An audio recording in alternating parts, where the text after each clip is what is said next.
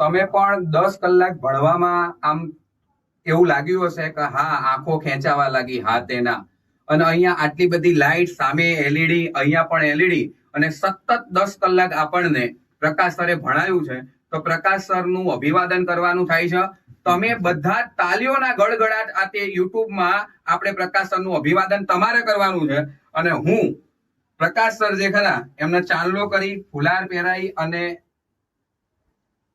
શું કહેવાય એમનું અભિવાદન કરીશ.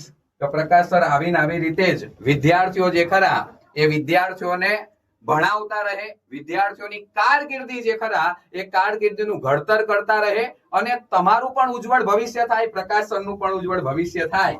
બરાબર સરજી, જબરજસ્ત 10 કલાક કન્ટિન્યુ લેક્ચર લીધા, તાલીઓનો ગડગડાટ થઈ જાય ભાઈ. હું જેટલો હકદાર છું એટલા સાહેબે હકદાર જ છે, તો એમને સન્માન કરી દઉં.